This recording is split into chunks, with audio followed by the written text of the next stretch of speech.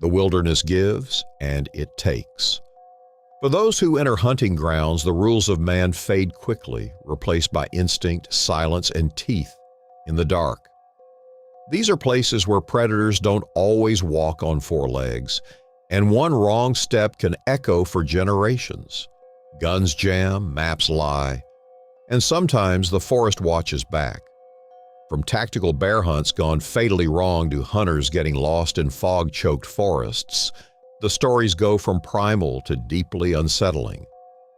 In this video, we explore 6 chilling, real-feeling stories of hunters who came face-to-face with the wild's most brutal surprises, and not all walked out. The remote backcountry of Clack Wilderness Preserve, Alaska, had always been unforgiving territory, but in June 2025, it became the site of one of the most devastating hunting tragedies in recent memory. Located roughly 280 miles southwest of Anchorage, the preserve's interior wilderness stretched across nearly 4.7 million acres of pristine yet dangerous terrain. Dense alder thickets, meandering salmon streams, and an estimated population of over 2,200 brown bears made this region both a hunter's paradise and a potential death trap. The area where the tragedy unfolded was part of a region designated for controlled brown bear hunting, with strict permit regulations in place. Unlike the more accessible coastal regions, this particular section required float plane access and demanded that hunters possess extensive backcountry experience.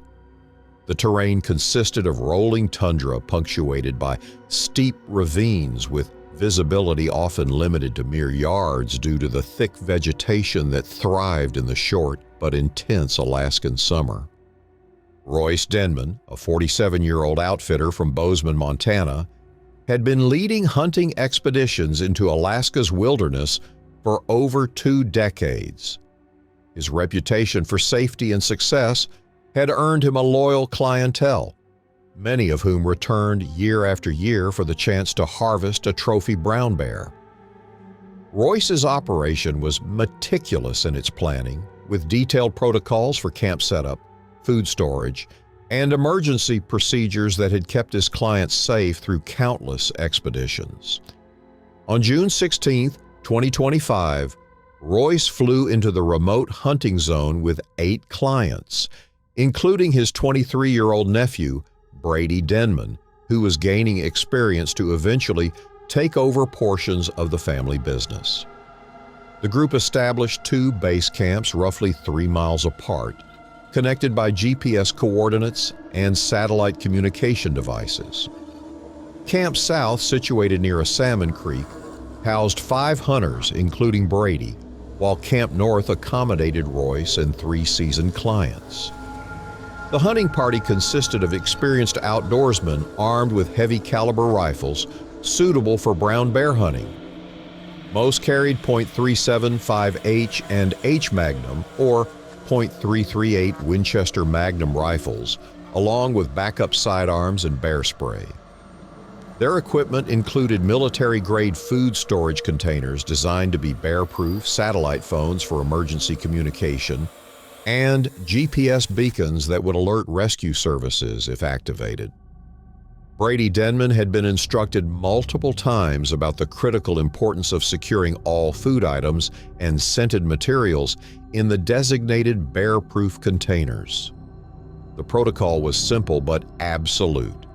Every morsel of food, every piece of blood-soaked clothing, and every item with human scent had to be locked away immediately after use. This wasn't just good practice in bear country, it was the difference between life and death. On the morning of June 19th, Brady prepared breakfast for his group, cooking bacon and eggs over a camp stove while the others broke down their sleeping arrangements. One of the hunters, Marcus Holt, had changed a bandage on a minor cut sustained while field dressing a caribou 2 days earlier.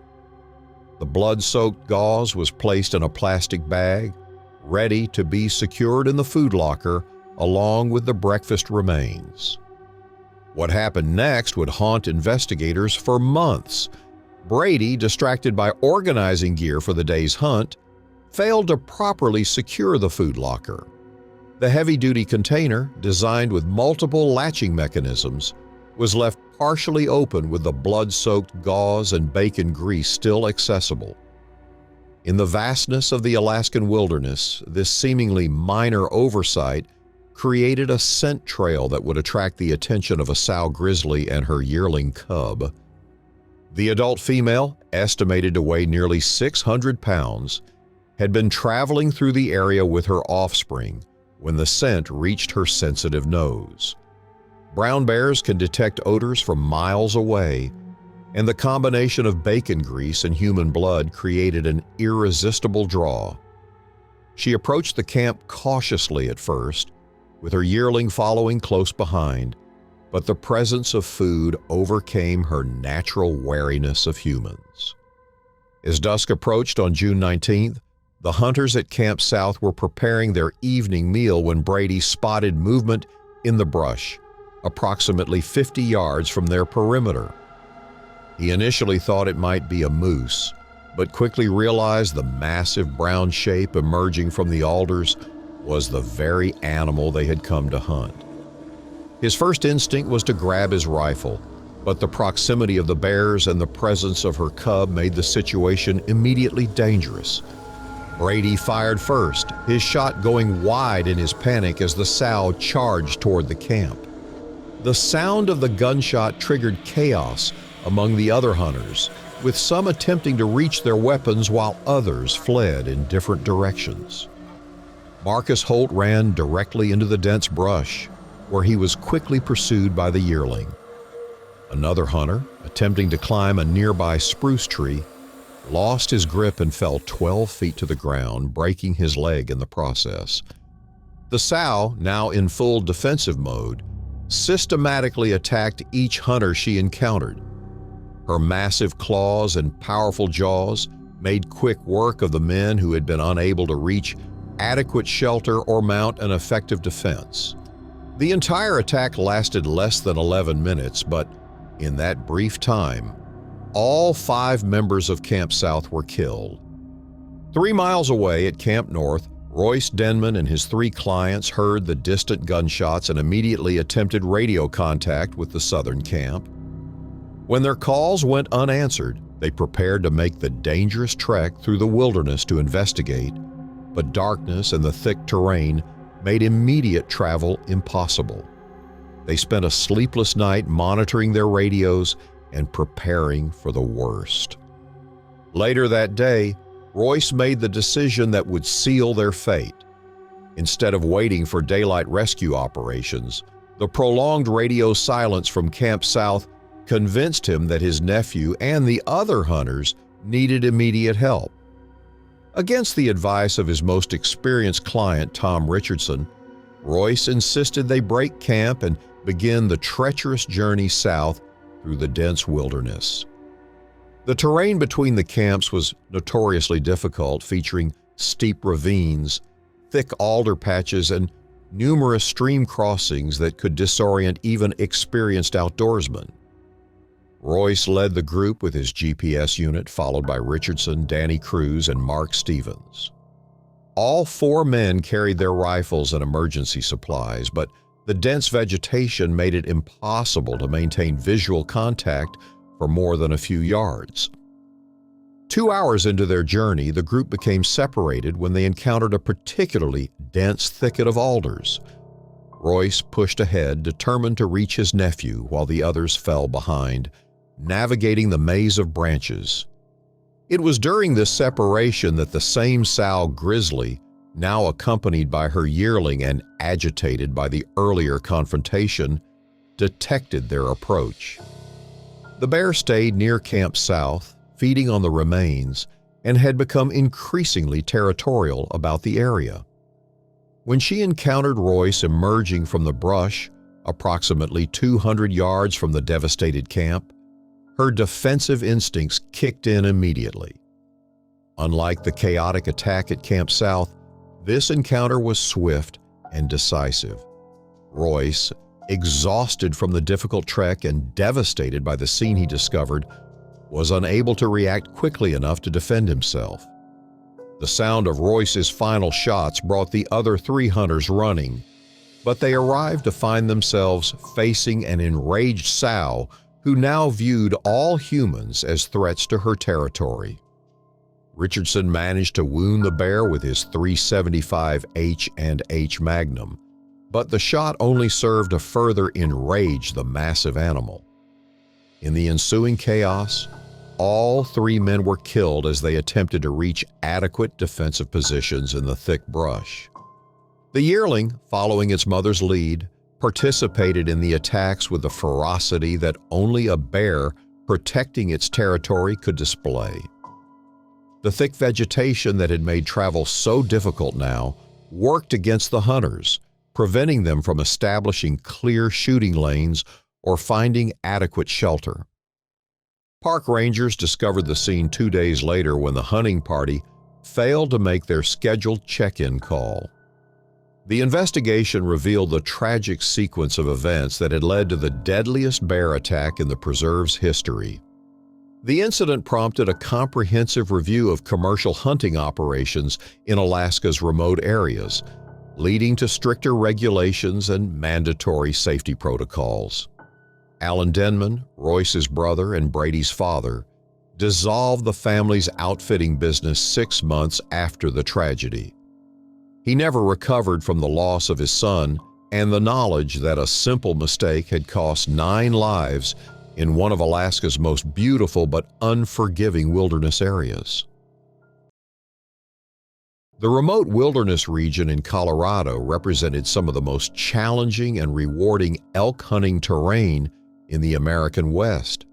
Nestled in the heart of a high-elevation forest known for its striking, white-barked trees, this alpine expanse stretched across 166,000 acres of rugged backcountry, defined by steep granite peaks, dense aspen groves, and high-altitude meadows that offered prime habitat for trophy elk.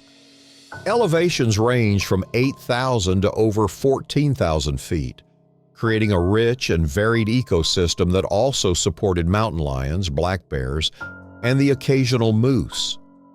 In September 2012, the early archery season had just opened, presenting bow hunters with their first opportunity to pursue elk before the animals became pressured by rifle hunters later in the fall. The weather conditions were perfect for hunting, with cool mornings that encouraged elk movement and warm afternoons that made camping comfortable at high elevations. Mitchell Crane, a 39-year-old contractor from Denver, had been planning his solo archery hunt for months.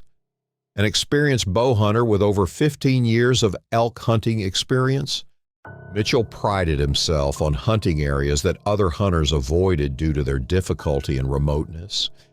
He had spent countless hours studying topographic maps and satellite imagery, identifying a secluded basin near the lake where he believed a large herd of elk had been congregating.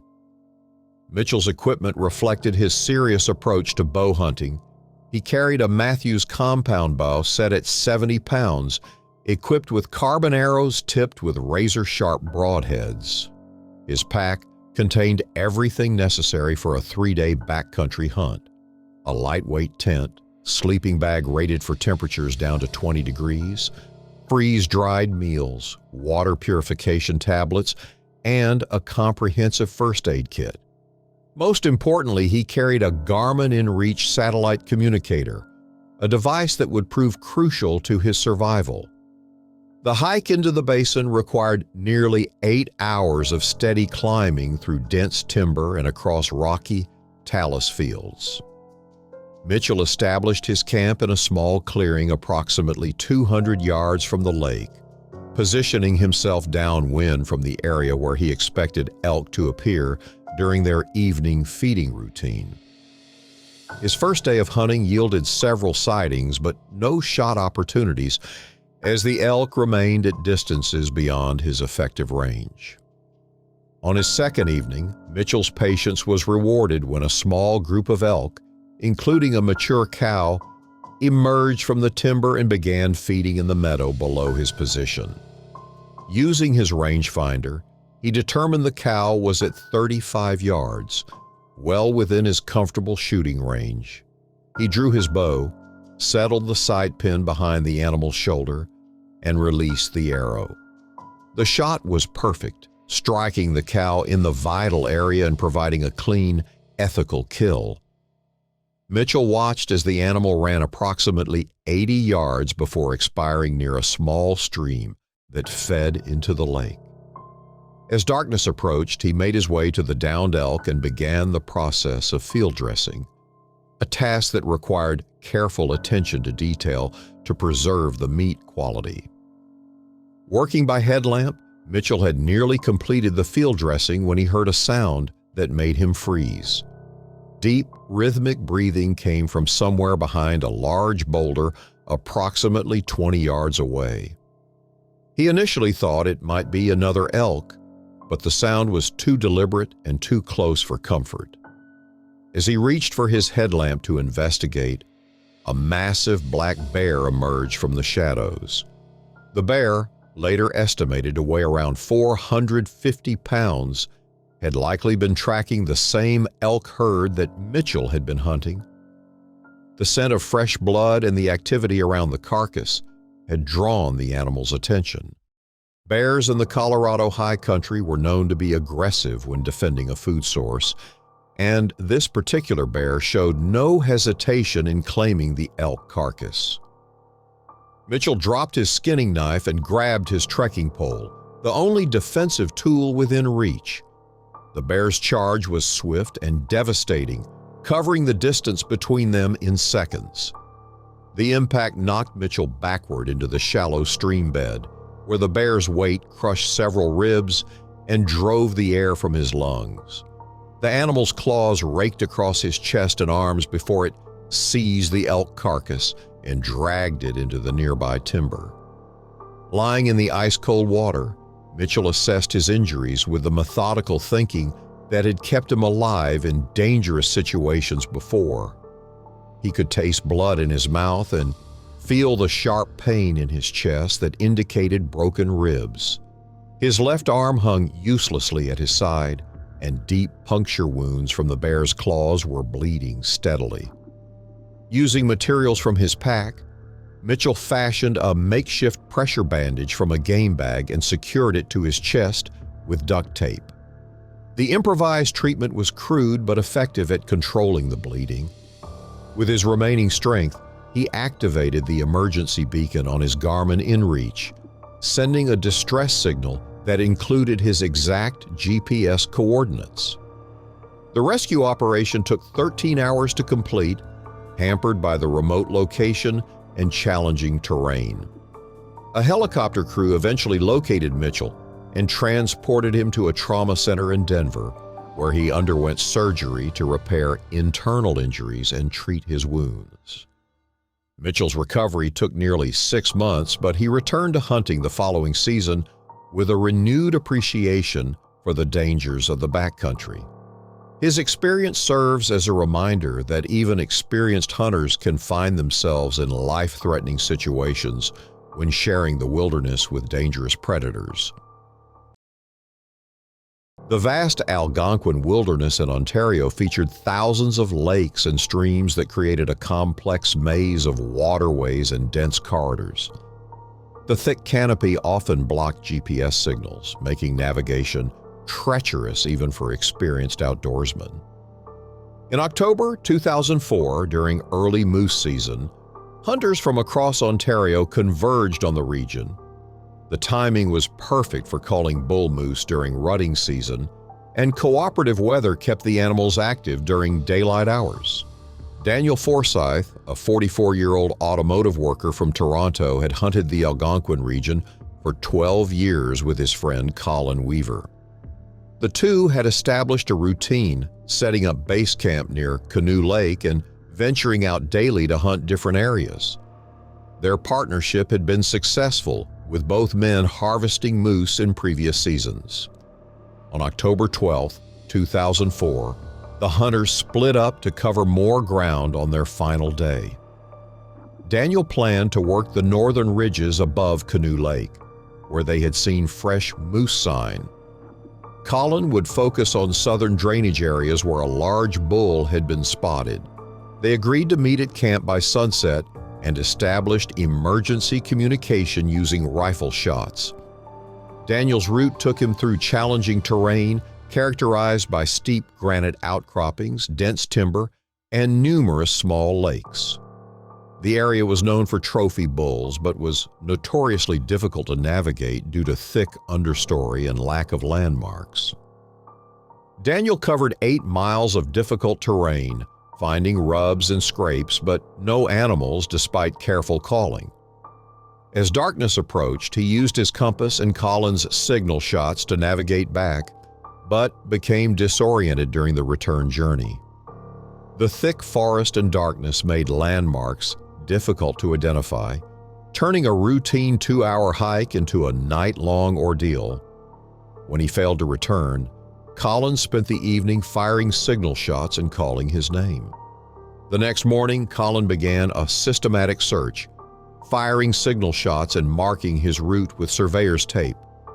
When Daniel failed to appear by the second evening, Colin activated his emergency beacon and contacted police.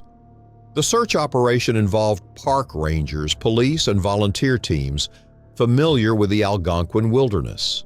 Helicopters and tracking dogs were deployed, but the thick forest canopy made aerial observation difficult, and numerous water features could have altered Daniel's route. After 72 hours, Daniel stumbled into a park ranger station 15 miles from his intended hunting area. He was dehydrated, covered in scratches, and disoriented with torn clothing and signs of exposure. Daniel's fragmented account revealed how dehydration, exhaustion, and hypothermia had affected his memory and judgment. He recalled following game trails that led to dead ends or circled back. On the second night, he had attempted to construct a makeshift shelter using fallen branches and pine boughs, but it provided little protection from dropping temperatures. His most vivid memory was encountering what appeared to be an old hunting camp during his second day lost. The structure was partially collapsed and abandoned for years, with broken windows and a caved-in roof. He had hoped to find supplies or shelter, but the building contained only rotting wood and debris. His disoriented state had initially made the encounter seem more significant than it actually was. Park officials investigated Daniel's route and located the remains of an old forestry station that matched his description. The building had been abandoned in the 1980s when logging operations ceased and wasn't marked on current park maps, explaining why search teams hadn't initially considered it a landmark. The 3 days of exposure, dehydration, and psychological stress had taken a significant toll on Daniel's confidence and mental state. Friends and family noticed significant personality changes, including increased anxiety and reluctance to spend time outdoors. He never returned to hunting, ending a lifelong passion. Colin continued hunting in the Algonquin region for several more years, but avoided the northern ridges where Daniel got lost. He became an advocate for improved safety protocols and emergency communication systems for hunters in remote wilderness areas. The incident served as a reminder of how quickly experienced outdoorsmen could become disoriented in vast wilderness areas, and how dehydration and exposure could affect judgment and memory. Daniel's case became part of safety training materials used by park officials to educate hunters about the risks of venturing into remote areas without proper preparation and communication protocols.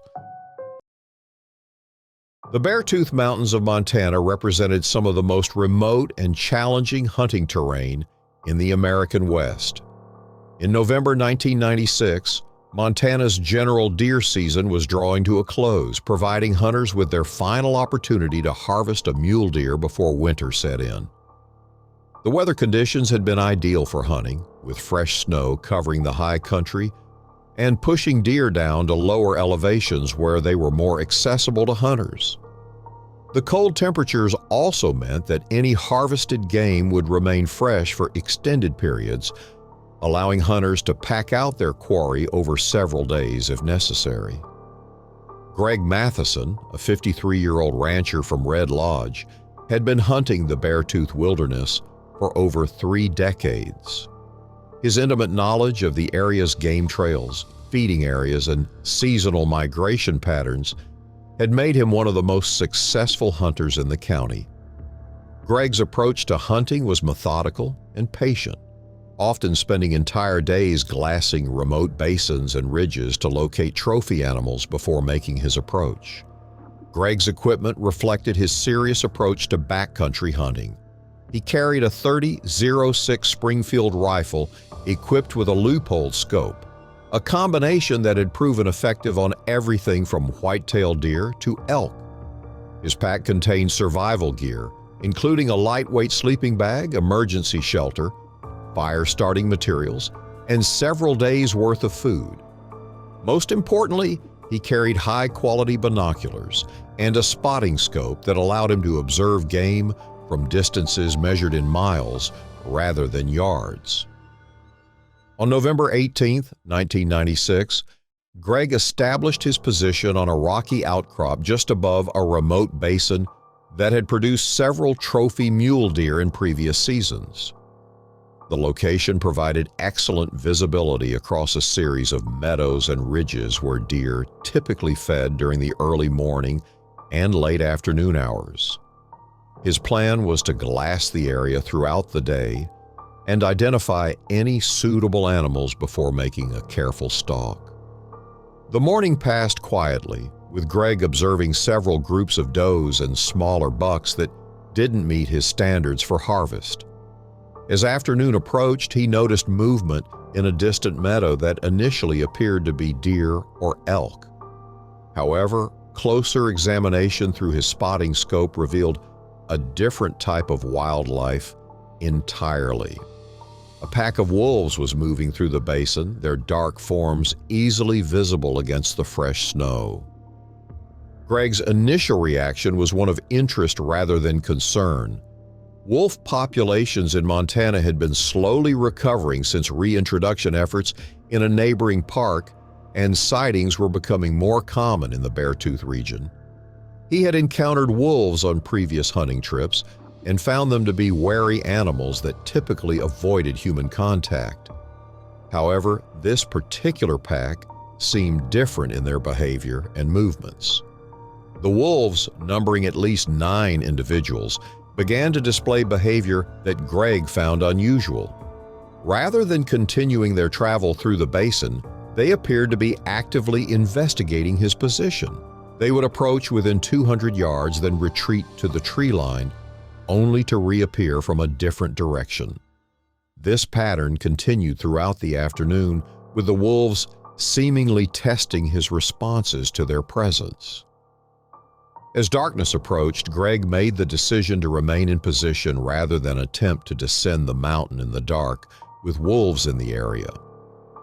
He gathered deadfall timber from the surrounding forest and established a small fire on the rocky outcrop, creating a defensive position that would provide warmth and visibility throughout the night. His elevated position offered excellent visibility in all directions and limited the wolves' ability to approach unseen. The night that followed tested Greg's resolve and hunting experience like never before. The wolves maintained their presence in the basin, moving constantly around his position and communicating with haunting howls that echoed off the surrounding peaks. They approached as close as 50 yards, their eyes reflecting the firelight as they tested his defensive perimeter. Greg kept his rifle ready and periodically fired warning shots to discourage any closer approach. The wolves' behavior throughout the night was unlike anything Greg had experienced in his decades of hunting. Rather than displaying typical predator wariness, they seemed to be actively hunting him, coordinating their movements and testing his defenses. They would retreat when he fired warning shots, but quickly returned from different directions, as if learning from each encounter. Dawn brought no immediate relief, as the wolves remained active well past their normal hunting hours. A large male, apparently the pack leader, approached within 30 yards of Greg's position, showing no fear of his presence or the dying fire.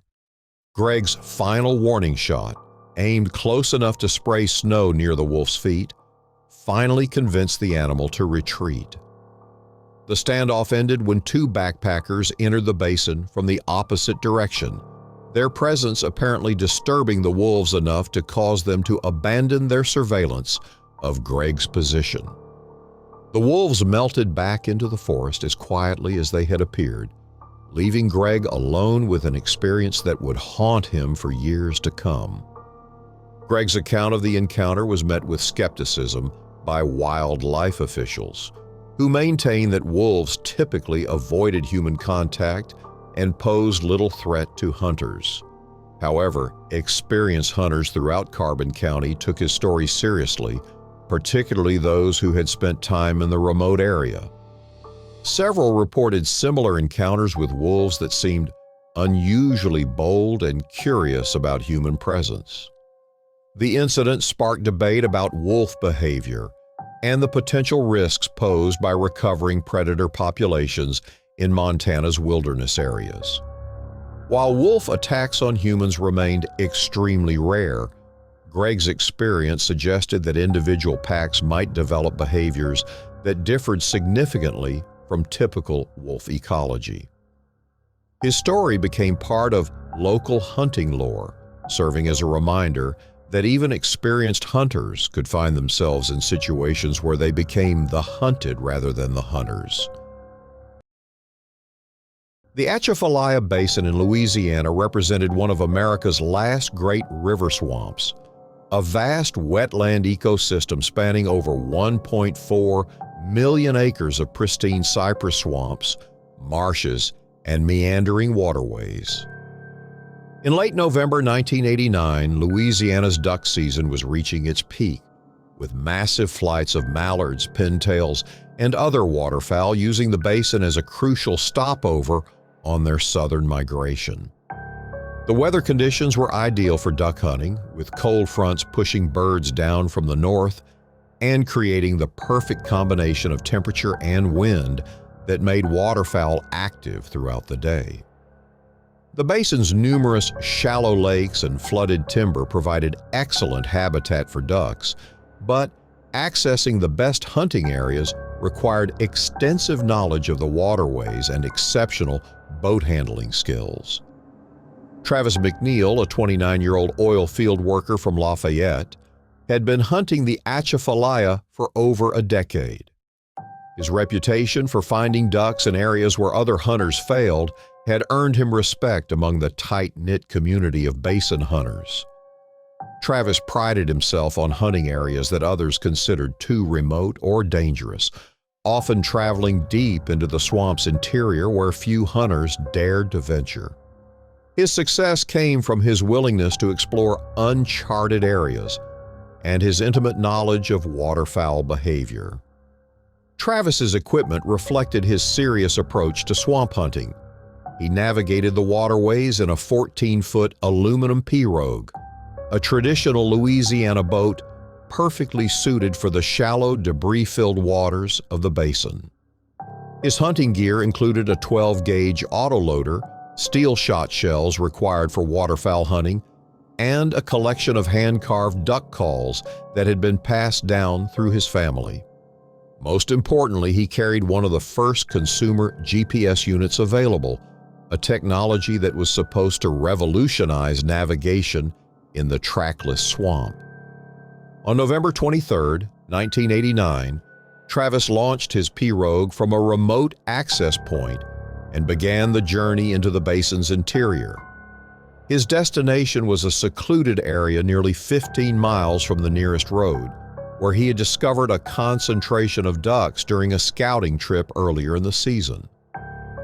The route required navigating through a series of narrow channels and across open water areas where cypress trees created natural funnels for waterfowl movement. The morning hunt exceeded Travis's expectations, with steady flights of ducks providing excellent shooting opportunities. He harvested his limit of mallards and pintails by mid-morning and decided to explore a new area he had spotted on aerial photographs.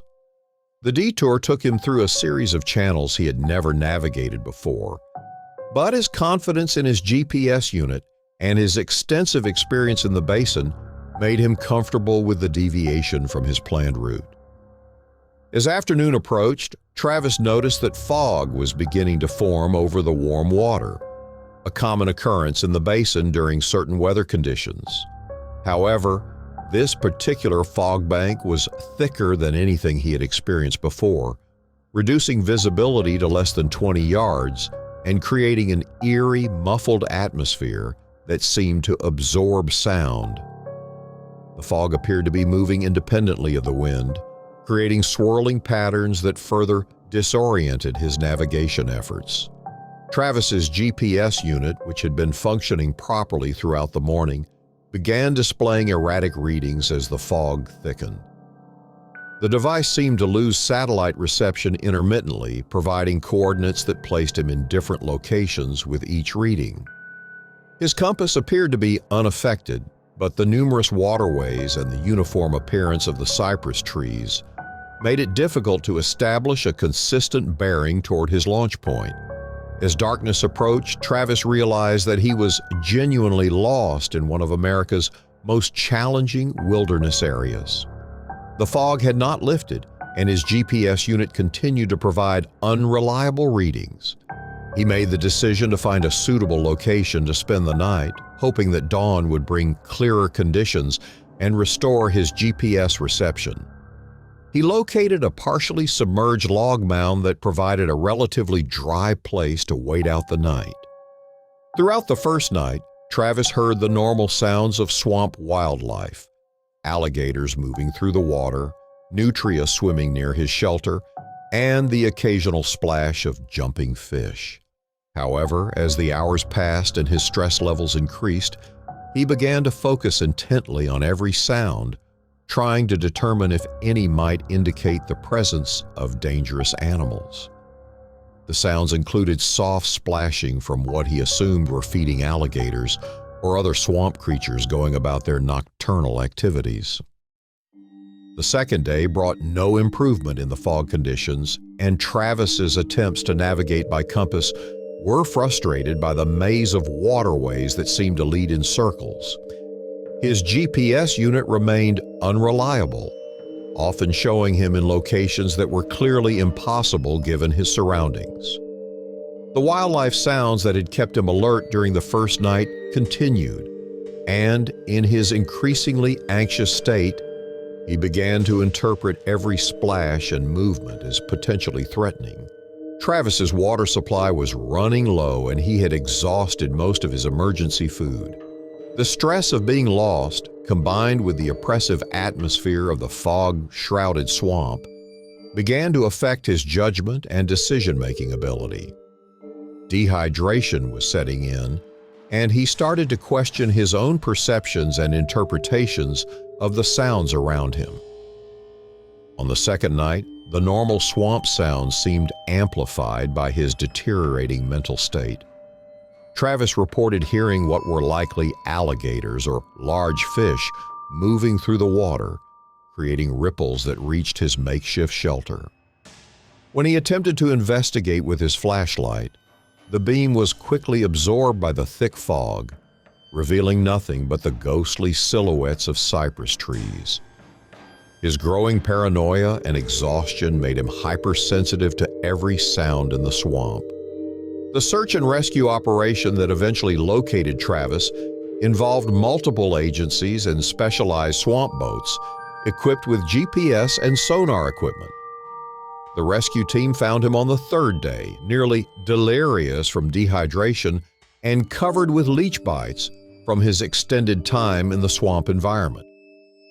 His pirogue was discovered several hundred yards from his location, having drifted away from where he had attempted to secure it in his disoriented state. Travis's recovery took several weeks, during which he received treatment for dehydration, exposure, and the numerous parasites he had acquired during his ordeal. His account of the experience reflected the psychological effects of being lost in a hostile environment, with his memory affected by dehydration and stress. Medical professionals noted that his descriptions of being followed were consistent with the hypervigilance and paranoia that often develop in survival situations. The incident marked the end of Travis's career as a swamp hunter in the Atchafalaya Basin. He relocated to East Texas, where he began guiding waterfowl hunters on the Sabine River, a more predictable and accessible hunting environment.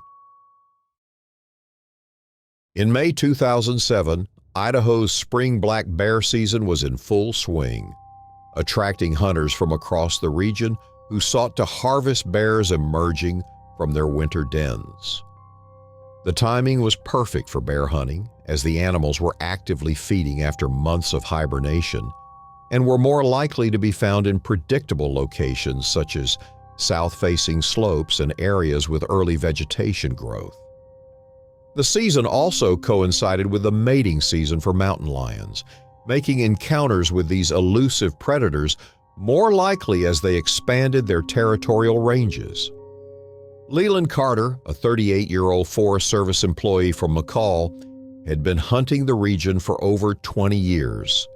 His work with the Forest Service had given him intimate knowledge of the area's game trails, feeding areas, and seasonal patterns that made him one of the most successful hunters in Valley County. Leland's approach to hunting was methodical and patient, often spending days scouting areas before making his hunting approach. Leland's equipment reflected his serious approach to bear hunting. He carried a Marlin 1895 lever-action rifle chambered in .45-70 Government, a powerful caliber well-suited for the close-range encounters typical of bear hunting in thick cover. The rifle was equipped with ghost ring sights that allowed for quick target acquisition in dense vegetation, and he carried hard-cast lead bullets that provided maximum penetration on large game. His pack contained survival gear, emergency supplies, and scent control products designed to minimize his human odor. On May 15, 2007, Leland was conducting a scouting mission in a remote area near the Secesh River, searching for fresh bear sign that would indicate active feeding areas. The terrain was typical of the region, with steep ridges covered in dense timber and numerous small clearings where bears might be found feeding on early spring vegetation. His plan was to identify promising locations and return during prime hunting hours to set up in suitable ambush positions. The morning had been productive, with Leland discovering several fresh bear tracks and scat that indicated active bear populations in the area. He had also found claw marks on trees and overturned logs that suggested bears were actively foraging in the vicinity. His GPS unit marked several waypoints where he planned to establish hunting positions during subsequent trips to the area. As afternoon approached, Leland made his way down a steep ridge toward the drainage where he had parked his ATV. The terrain was challenging, with loose rock and deadfall timber that required careful navigation to avoid injury. He paused frequently to glance at the surrounding area for any sign of game, but the thick vegetation limited visibility to relatively short distances. During one of these rest stops, Leland felt the call of nature and stepped off the main game trail to relieve himself. He propped his rifle against a nearby tree and positioned himself between two large boulders that provided privacy and cover. Unknown to him, he had inadvertently placed himself directly between a female mountain lion and her den, which was located in a small cave beneath one of the boulders. Mountain lions are notoriously protective of their young and will attack any perceived threat to their den site. The female, estimated to weigh approximately 120 pounds, had been resting in the cave when Leland's scent reached her sensitive nose. Her protective instincts were immediately triggered by the presence of a human so close to her offspring, and she prepared to defend her territory with lethal force. The attack came without warning, as mountain lions are capable of launching themselves from concealed positions with explosive force. The female cougar leaped from her position near the cave entrance, covering the distance to Leland in a single bound. Her claws extended, she struck him across the shoulder blades with enough force to knock him forward and send him sprawling face first onto the rocky ground. Leland's fall was both fortunate and potentially disastrous. As he pitched forward, his rifle fell from its position against the tree and struck a protruding rock with considerable force. The impact triggered the rifle's firing mechanism, sending a .45-70 bullet into the ground just inches from where the mountain lion had landed. The massive muzzle blast and the bullet's impact created a thunderous noise that echoed through the forest and sent a shower of rock fragments and dirt flying in all directions. The unexpected gunshot and debris shower startled the mountain lion, which immediately leaped away from Leland's position and disappeared into the dense undergrowth. The animal's protective instincts had been satisfied by driving the perceived threat away from her den, and the sudden noise and confusion convinced her that retreat was the best option. She vanished into the forest as quickly as she had appeared, leaving Leland alone with his injuries and the realization of how close he had come to serious harm. Leland's injuries, while painful, were not life-threatening. The mountain lion's claws had penetrated his jacket and shirt, leaving deep scratches across his back and shoulders that would require medical attention. His forward fall had also resulted in scrapes and bruises from the rocky ground, but no broken bones or serious internal injuries. The thick fabric of his hunting clothes had provided some protection from the animal's claws, preventing more serious lacerations. After assessing his condition, Leland made his way carefully back to his ATV and drove the 11 miles to the nearest Forest Service outpost. The ranger on duty provided first aid and arranged for transportation to a medical facility in McCall, where Leland received treatment for his wounds and a tetanus shot as a precaution against infection from the mountain lion's claws. The incident became legendary among hunters in the McCall area, with Leland's bloodied and shredded shirt eventually being framed and displayed in a local establishment frequented by hunters and outdoor enthusiasts. The shirt served as a tangible reminder of how quickly a routine hunting trip could turn dangerous and how luck could play a crucial role in survival situations. Leland's experience with the mountain lion attack changed his approach to hunting in several important ways. He became more aware of his surroundings when taking breaks or moving through dense cover, and he modified his equipment to include bear spray as an additional defensive option. However, he continued hunting in the same area, viewing the encounter as a reminder of the risks inherent in sharing the wilderness with apex predators. The incident also highlighted the importance of understanding predator behavior and habitat preferences. Leland's accidental positioning between the mountain lion and her den had created a situation where an attack was almost inevitable, regardless of his experience or precautions. His story became part of the education that experienced hunters passed on to newcomers, emphasizing the need for constant vigilance and respect for the wild animals that called the forest home.